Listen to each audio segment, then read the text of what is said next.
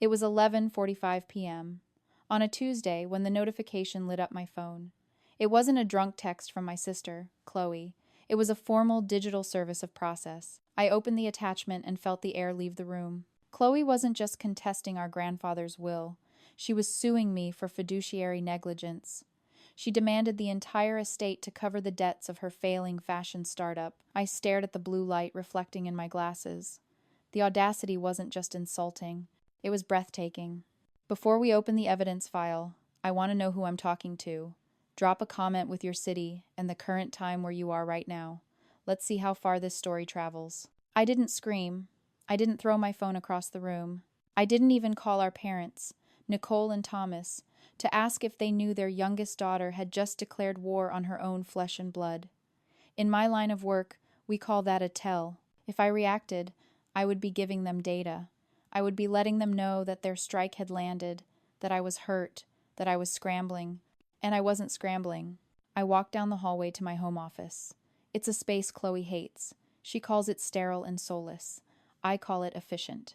There are no vision boards here. No inspirational quotes about manifesting your destiny. Just 3 high-definition monitors, a shredder that can chew through staples, and a server rack bolted to the floor.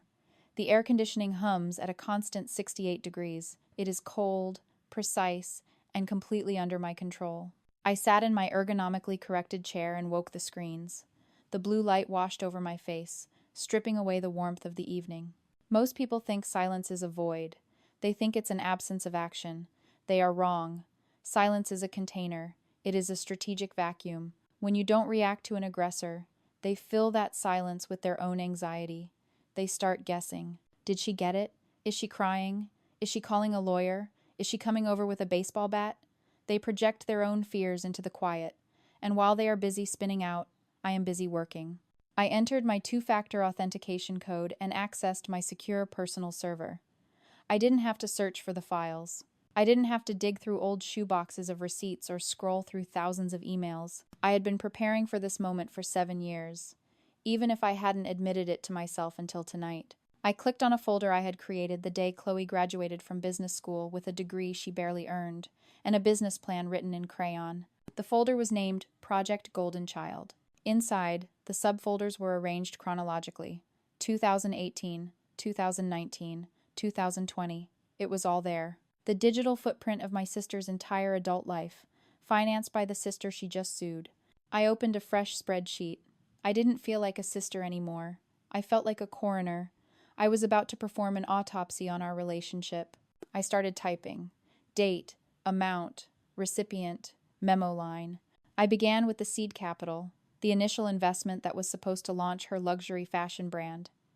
Then the rent for the loft in Soho, that she insisted was necessary for brand optics. Then the production costs for the sample line that never went into production because she didn't like the texture of the zippers. The numbers began to populate the columns. $5,000 here, $12,000 there. The emergency loan when she maxed out the company card at a club in Miami. The bridge loan when she forgot that payroll taxes were a real thing and not just a suggestion. My fingers flew across the mechanical keyboard. The sound was rhythmic, like a drum beat. Click-clack, click-clack.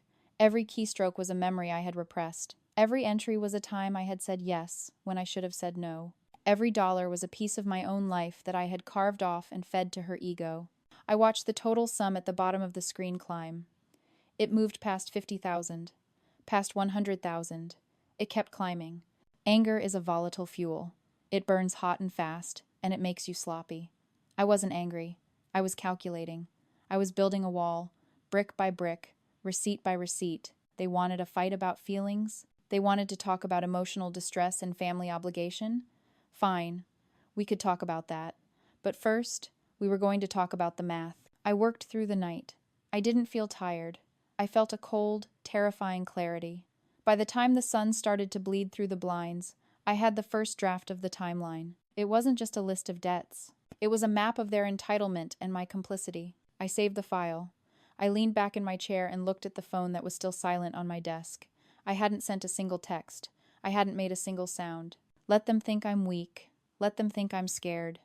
Let them think I'm just the quiet, boring auditor who writes the checks and cleans up the messes. They were about to learn the difference between a checkbook and a ledger.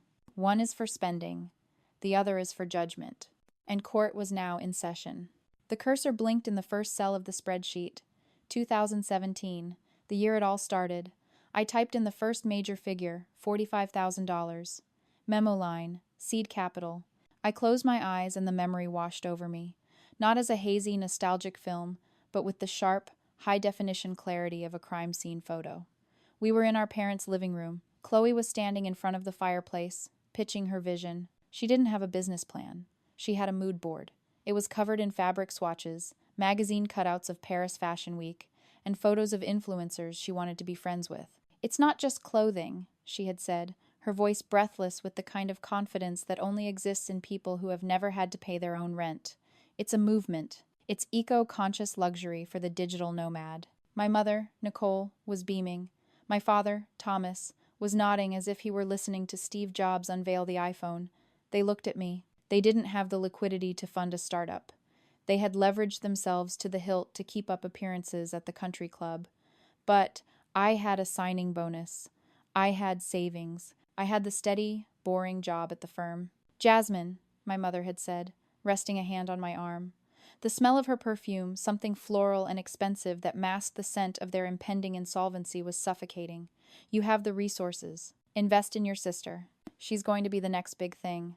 Don't be so stingy." Stingy. That was their favorite word for me. I typed in the next entry. $6,500. Memo line. Soho Loft Security Deposit. Chloe insisted she couldn't design in Queens. She needed the energy of downtown. I remembered visiting that loft. It was filled with samples of vegan leather that she had discarded because the hand feel wasn't buttery enough. Thousands of dollars of material, piled in the corner like trash. I was eating meal-prepped rice and beans out of Tupperware containers for lunch every day to rebuild my savings, while she was ordering $20 salads and complaining about the lighting in her studio. When I tried to bring up her burn rate, my father scoffed. "You're obsessed with money, Jasmine. You need to look at the big picture. Chloe is a visionary. You can't put a price tag on creativity." "But you can." I was looking at it right now. I scrolled down to 2019, the year of the pop-up shop in the Hamptons. $12,000 for a weekend rental. 0 sales. She blamed the weather. She blamed the location. She blamed me for bad energy. Grandpa George had been there that weekend. I remembered him sitting in the corner of the empty pop-up shop, his hands resting on his cane. He didn't say a word while Chloe threw a tantrum about the lack of foot traffic. He just watched. He watched her scream at the caterers. He watched my parents soothe her ego, and then he looked at me, standing by the register that hadn't opened once. He tapped his cane on the floor. Tap, tap, tap. It was a code, a rhythmic acknowledgement of the reality we were both seeing. He knew I wasn't the stingy sister. He knew I was the involuntary angel investor in a company that manufactured nothing but delusion. I entered the final total for 2021, the rebranding phase. Another $18,000 gone. By the time I reached the bottom of the spreadsheet, the sum was staggering. $280,000. That wasn't just money. That was a house. That was a retirement fund. That was my freedom, siphoned off month by month to subsidize a lifestyle I wasn't even invited to enjoy. I looked at the number. It stared back, cold and undeniable. They called me obsessive. They called me jealous. But math doesn't have emotions. Math doesn't have favorites. And math was about to be the only thing that mattered. I saved the spreadsheet. Step 1 was complete. I had the history. Now I needed the present. I needed to know exactly what they were planning to do to me, so I could make sure they regretted every single syllable. I closed the Seed Capital tab and opened a new document. It was time to prepare for the ambush. 2 days later, my phone vibrated with a message from Nicole. "We need to talk. Family meeting. Tonight. 7 p.m. Chloe is very upset." I almost laughed. Very upset. That was their code for Chloe wants something and isn't getting it fast enough. I arrived precisely at 7. I didn't bring a casserole or a bottle of wine. I brought a black leather portfolio containing a single printed document, a summary of the lawsuit Chloe had filed against me. The living room looked exactly the same as it had in my memories: plush beige carpets, oversized abstract art that cost more than my first car, and the lingering scent of expensive candles. Chloe was sitting on the sofa, clutching a throw pillow like a shield. She had set up a literal vision board on the coffee table. It was covered in pictures of European villas, private jets, and magazine cutouts of Forbes 30 under 30. Nicole and Thomas sat on either side of her, flanking her like bodyguards. "Jasmine," my mother started, her voice tight. "We need to settle this. Chloe is devastated. You can't just cut her off like this. It's cruel." "I didn't cut her off," I said, remaining standing. "She sued me. That tends to put a damper on the relationship." "I had to," Chloe burst out, tears welling up in her eyes on cue. "You ruined everything. You stopped the transfers. My vendors are calling me. I have a vision, Jasmine. I have a destiny. And you're sabotaging it because you're jealous." Jealous. There it was. The favorite accusation of the narcissist. "I'm not jealous, Chloe," I said, my voice flat. "I'm broke. Or rather, I was broke because I spent 7 years funding your destiny. But the bank is closed." "You have a salary," Nicole interjected, as if that explained everything. "You have a steady job. Chloe is an artist. She needs support. You can absorb the loss. It's just money to you. To her, it's her soul." "It's not just money," I corrected. "It's my life. It's my retirement. It's the house I never bought. It's the vacations I never took." Chloe pointed a manicured finger at the vision board. "Look at this. This is what I'm building. This is the future of our family. And you want to destroy it over some accounting error?" "It's not an accounting error," I said. "It's $280,000. And now you want Grandpa's estate too?" "Grandpa wanted me to have it," Chloe screamed. "He knew I was special. He knew I needed it to launch. You manipulated him. You poisoned him against me." I looked at her, really looked at her. Her face was twisted in a mask of pure, unadulterated rage. It wasn't the rage of someone who had been wronged. It was the rage of someone who believed they were owed the world and was furious that the delivery was late. This wasn't gratitude. This wasn't love. This was a transaction. And in her mind, I had defaulted on my debt to her. "I'm not dropping the lawsuit," Chloe hissed. "I'm going to ruin you. I'm going to go on social media and tell everyone what a toxic, abusive, jealous sister you are. I have followers, Jasmine. I have a platform. I will destroy your professional reputation." The room went silent. My parents didn't scold her. They didn't tell her that was too far. They just looked at me, waiting for me to fold, waiting for me to apologize and write the check, just like I always did. But the auditor in me was already calculating the risk. The threat to my reputation was real, but the threat to my self-respect was greater. I looked at the vision board one last time. It was a collage of delusions. "Do it," I said. Chloe blinked. "What?" "Do it," I repeated. "Post whatever you want. But before you do, you might want to check your own books. Because unlike you, I kept receipts." I turned and walked out. I didn't slam the door. I closed it gently, with a definitive click. I walked to my car, the cool night air filling my lungs. I felt a strange lightness in my chest. They thought they had ambushed me. They thought they had scared me. But all they had done was confirm the diagnosis. The patient was terminal. It was time to pull the plug. I drove home in silence, plotting the next move. They wanted a war? Fine. I would give them a war. But I wouldn't fight it with social media posts or vision boards. I would fight it with the law. And I would start by auditing the one thing they thought was untouchable, their own lies. I didn't go home to cry. I didn't go home to drink a bottle of wine and wonder why my family didn't love me. I went home to hire a shark. The next morning, I walked into the office of Sterling and Vance. They don't handle amicable divorces or custody mediations. They handle high-stakes corporate litigation and hostile takeovers. I sat across from a man named Robert, whose suit cost more than Chloe's entire spring collection. I didn't tell him my sister was mean to me. I told him I was the target of a fraudulent claim regarding an estate, and I wanted to countersue for misappropriation of funds. "This is a nuclear option," Robert said, looking over the summary I had prepared. "If we file this, there is no Thanksgiving dinner this year." "I don't like turkey anyway," I said. "File it." We stopped treating this like a family dispute. We treated it like a corporate audit. I spent the next 72 hours finalizing what I called the audit trail. It wasn't just a digital file anymore. I went to a professional print shop. I had the emails, the bank statements, the text messages, and the loan documents printed on high-quality bond paper. I had it bound in black leather with gold lettering on the spine. Forensic accounting of financial support provided to Chloe Miller, 2017 to 2024. It was 312 pages thick. It weighed 4 pounds. It felt heavy in my hands, like a weapon. But I didn't stop with Chloe. My parents had flanked her. They had enabled her. They had watched me bleed my savings dry and called it support. Now, they were collateral damage. Robert suggested a request for admission. It is a beautiful, terrible legal tool. It forces the opposing party to admit or deny specific facts under oath. If they deny a fact that is later proven true, they can be sanctioned. If they admit it, the fact is established as law. I drafted the questions for Nicole and Thomas myself. Admit that between January 2021 and December 2023, you did not make a single mortgage payment on the family residence. Admit that the funds for said mortgage payments were transferred directly from the account of Jasmine Miller. Admit that you have no promissory note indicating these payments were a gift. It was a trap, a perfect, logical cage. If they admitted it, they acknowledged they owed me over $100,000 in housing costs. If they denied it, I would produce the bank records, and they would be committing perjury. I signed the paperwork with a steady hand. I looked at the signature Jasmine Miller. It looked different than it had a week ago. The loops were sharper. The pressure was harder. The sister in me died in that living room when they threatened my reputation. The woman who walked out of the law office wasn't a sister, or a daughter, or a stingy killjoy. The auditor had taken the wheel. And the auditor doesn't care about feelings.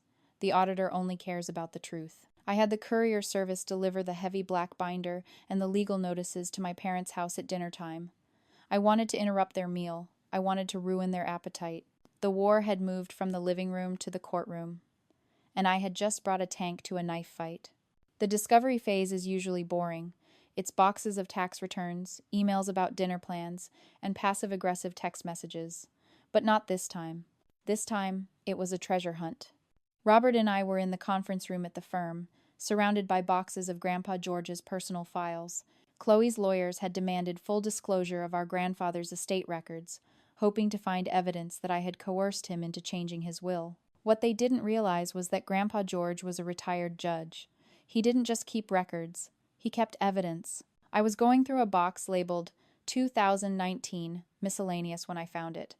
It wasn't a secret will. It wasn't a hidden bank account. It was a single sheet of paper, folded in thirds, tucked inside a manila folder labeled Chloe, Business. I unfolded it. At the top, in bold letters, promissory note. I, Chloe Miller, promised to pay George Miller the sum of $50,000. It was signed, dated, notarized, and across the front, in Grandpa's distinct, shaky handwriting, was a single word, written in red ink, void. My heart hammered against my ribs. Void. Why void?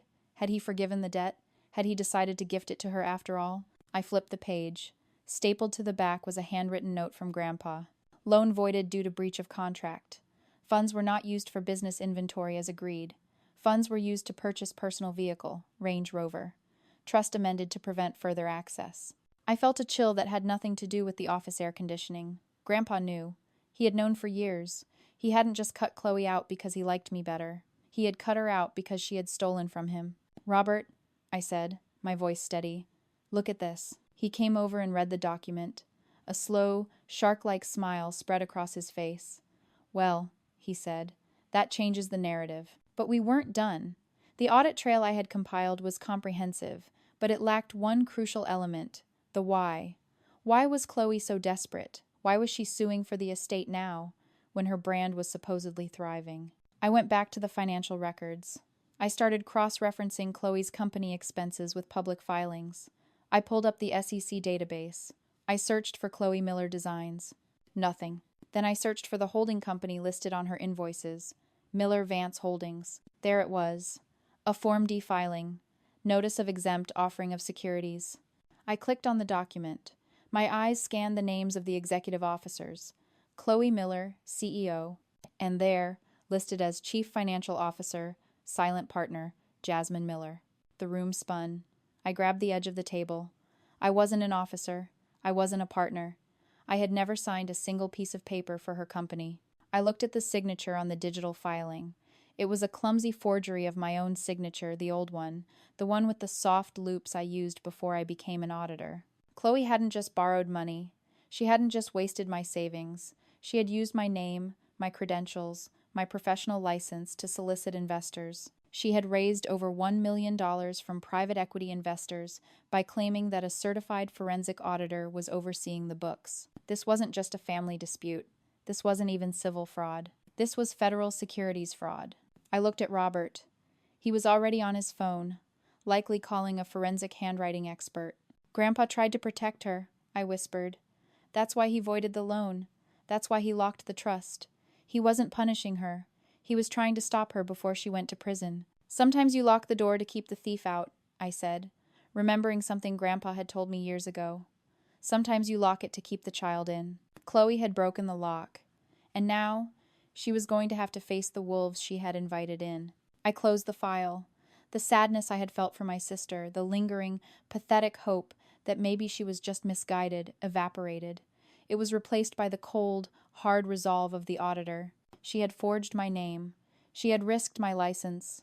She had risked my freedom. The time for protection was over. It was time for the truth. We were in the conference room of a neutral law firm. It was the only way to get Chloe to show up. She thought it was a settlement negotiation. She thought I was going to offer her a percentage of the estate to make the lawsuit go away. Nicole and Thomas were there, looking anxious but hopeful. Chloe was wearing a power suit that cost more than my first car, looking bored and irritated. Her lawyer, a man who looked like he specialized in parking tickets, was scrolling on his phone. "Let's make this quick," Chloe said, checking her nails. "I have a meeting with Vogue in an hour." "There is no meeting with Vogue," I said, placing the heavy black binder on the mahogany table. The thud echoed in the silence. "What is that?" my father asked, eyeing the binder warily. "This," I said, resting my hand on the cover, "is the end of the road." I opened the binder to page 42. Let's start with the basics.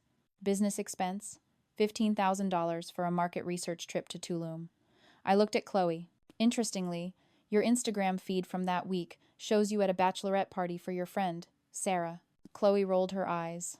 "Networking happens everywhere, Jasmine. You wouldn't understand." I flipped to page 89. Office rent, $3,500 a month. Paid to THM Consulting. "That's funny, Dad. Isn't that the shell company you use for your country club membership?" Thomas went pale. "Now wait a minute. I'm not done," I said, my voice cutting through his protest. I turned to the final section, the kill shot. "This," I said, sliding the copy of the Form D filing across the table, "is a filing with the Securities and Exchange Commission." Chloe glanced at it and shrugged. "So, we're raising capital. That's what successful companies do." "And this," I said, pointing to the signature line, "is my signature. Or rather, a forgery of my signature." The room went dead silent. The hum of the air conditioning suddenly sounded like a jet engine.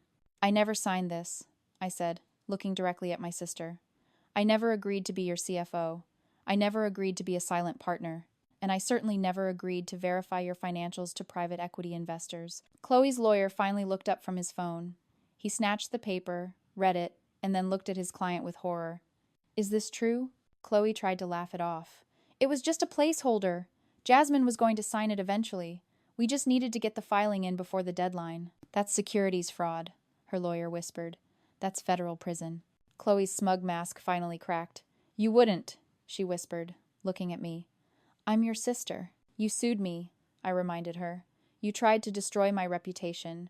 You stole my identity to commit a felony." I closed the binder. "Here are your options. Option A. You drop the lawsuit immediately. You sign a permanent NDA stating you will never speak about me or Grandpa's estate again. You dissolve your company and refund the investors what's left of their money." "And option B?" Nicole asked, her voice trembling. "Option B," I said, standing up. "I walk out of here, and I mail this binder to the SEC and the IRS." Chloe looked at our parents. She looked for the bailout. She looked for the excuse. But there was none. The math was absolute. The evidence was overwhelming. "You can't do this," she sobbed. "You're ruining my life." "I didn't ruin your life," I said. "I just audited it." Chloe slumped in her chair. She looked small. The visionary was gone. All that was left was a scared child who had finally been told no. "Sign the papers," I told her lawyer. "You have 1 hour." I walked out of the conference room. I didn't look back. I didn't feel triumphant. I didn't feel happy. I felt lighter. The weight of their expectations, their entitlement, their chaos, it was gone. I had balanced the ledger, and for the first time in my life, I wasn't in the red. I sold Grandpa's brownstone 3 months later. I didn't even put a for sale sign out front. I sold it to a quiet family who promised to keep the garden exactly as it was. The proceeds cleared my debts, refilled my retirement account, and left me with enough to buy a small, modern condo in a different part of the city. A place nobody knew about. A place with a security system only I could access. I blocked their numbers. Not out of anger, but out of efficiency. An auditor doesn't keep open files on closed cases. Sometimes, late at night, I think about the sunk cost fallacy. In economics, it's the idea that you should continue investing in a losing proposition because of what you've already put into it. It's why people stay in bad marriages, fix lemon cars, and keep funding family members who drain them dry. They think if they just give a little more, they'll finally get a return on their investment. They'll finally get the love, the gratitude, the acknowledgement they paid for. But that's a lie. People aren't stocks. They don't rebound just because you hold on to them. Sometimes, the only way to save your portfolio is to sell at a loss and walk away. I sat on my new balcony, looking out at the city lights. My phone was silent. My email was empty. My bank account was full. I opened my laptop one last time. I navigated to the Project Golden Child folder. I hovered over the delete button. Then I stopped. I didn't delete it. I moved it to an external hard drive, encrypted it, and put it in my safe. An auditor never destroys evidence. You never know when you might need to remind someone of the cost of their freedom. I closed the laptop. The screen went black, reflecting my own face. I looked tired, but calm. The audit was complete. The books were balanced. And for the first time in my life, the ledger was closed. If you've ever realized your family was a bad investment, share this story. You're not alone.